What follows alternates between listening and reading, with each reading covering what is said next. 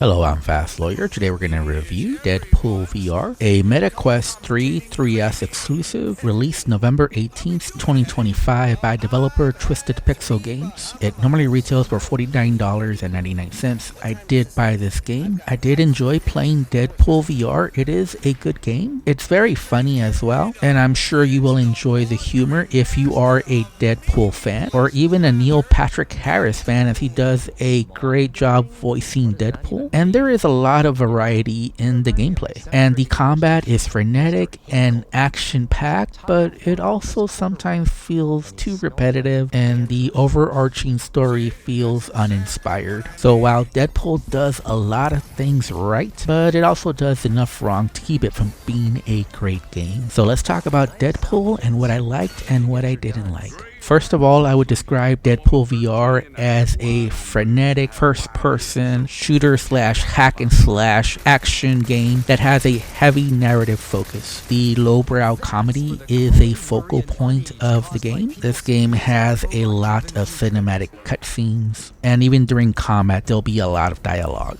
The game itself has a wide variety of gameplay. Most of it is a combination of hack and slash action with shooting, but there's also some platforming, lots of mini games, and some comedy relief VR interactions. I really wouldn't call them puzzles. I want to estimate the game took me about 10 hours to complete. The game has 5 core levels with distinct environments, which include the helicarrier, the ninja fortress, the war-torn village, the spaceship, and a Las Vegas hotel. Each area offers unique gameplay and unique boss encounters. There's also 4 different arenas, each with a different set of minigames that you have to complete in order to progress through the game. For the most part, these minigames are like PvP modes that have been simplified for single player action. There is a lot of replayability in this game because you unlock different Deadpool characters along with different skins and different weapons. Some of these characters unlock new areas of the game that only they can experience, and surprisingly, these characters also have entirely new voice lines from the different voice actors. For example, you can play as Lady Deadpool and you'll hear jokes from her, and she'll be able to get into some areas that the other characters cannot. She'll also have character skins unique to her character. Each character also has a unique loadout specific for the character, but you can also mix and match loadouts. The loadouts will consist of a melee weapon, a gun, a grenade, a grapple hook, and a special ability. Enemies will also drop weapons, which are generally more powerful but also limited in use in general. There's also turrets and vehicles you can get into. There's just a huge variety in the gameplay. The only constant is the comedy. There will be platforming sections. Some sections you'll do wall runs, or you'll use the grapple hook in order to climb higher, or to draw enemies closer, or to move items towards enemies. You can also throw your weapons. There's double jumps, there's slides, and there's jump attacks. And you can also block attacks by holding your swords diagonally in front of you. And there will be sections of the game that are like odes to Space Invaders,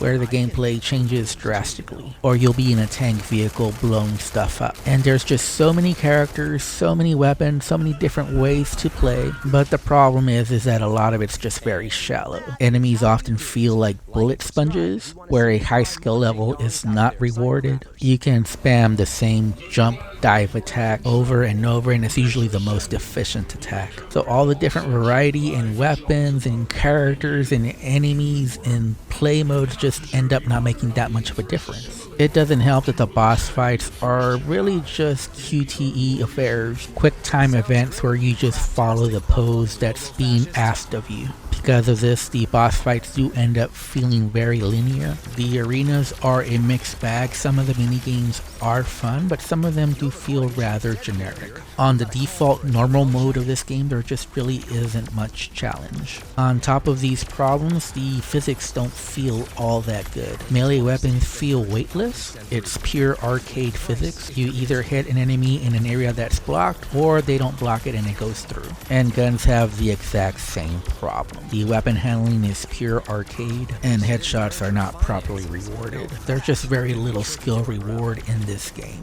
I also have mixed feelings about the story in this game. On the one hand, this game is hilarious. Neil Patrick Harris does an excellent job, probably one of the best voice acting jobs in the history of VR. Behind the crass and lowbrow humor, there is comedy gold to be found here. There's so many jokes about VR and gaming, and the writers were cooking here. I don't think I've ever played a funnier game than Deadpool VR. As a comedy game, it is a 10 out of 10, especially if you're into VR and gaming like I am. And I don't want to spoil the jokes, but I will mention some of the games mentioned: Half-Life, Vanquish, Prince of Persia, and One Piece. Oh, I mean One Thing, among many other games and movies and just pop culture references. So the comedic writing and delivery are excellent.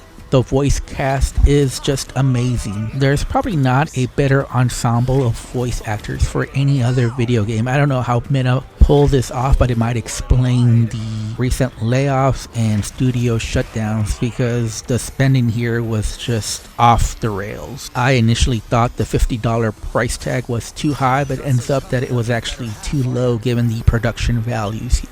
And while all of that is great, the problem here is that the actual story, the overarching story, is pretty generic. Deadpool is hired by Mojo, the villain in this story, to capture combatants for basically the Coliseum, where they'll fight to the death to entertain the intergalactic masses in like a new form of social media. It's basically the Roman gladiators mixed with Twitch or social live streaming. And it's really just a means to an end to put Wade or Deadpool into these different environments against different types of enemies and changing up the gameplay every now and then. The problem is that performance is not always great. In some areas with lots of enemies and lots of explosions, I experienced some stutters. Nothing severe, but noticeable enough. The good news is that I did not experience any serious issues or bugs. There was reporting early on that there was a black screen in certain areas, but those seem to have been patched up. The game is running on the Unreal Engine 4, and while there were some issues with clipping or picking up the wrong item or jump attacking on the wrong enemy, the game seemed pretty smooth and polished outside of the slight stuttering that I experienced. You do have full locomotion, smooth and snap churning are available. You can play comfortably seated. There are several comfort options. There's even a censored mode if you have kids that play, because there is lots of profanity in this game, but you can censor it out. And there's also several difficulty modes available. The last thing that I do want to mention is the music in this game. The musical soundtrack is just amazing. Whenever you gain enough points to use your special ability, the musical soundtrack will start playing, and it's just hit after hit. And the special abilities are fun to use, and then the music is playing one of your favorite hit songs. Outside of the comedy, that's the second best thing about this game. So overall, I do recommend Deadpool VR. I did have fun. Like I said, this might be one of the funniest, if not the funniest video game ever in the history of gaming, not just VR. The comedy is superb. The voice talents are over the top. The musical soundtrack is perfect. There really is a lot to love about Deadpool VR. Unfortunately, the gameplay and the story itself do not keep up with the rest of the game. If I have to rate Deadpool VR, I would give it a 7.5 out of 10. It's good, just not great.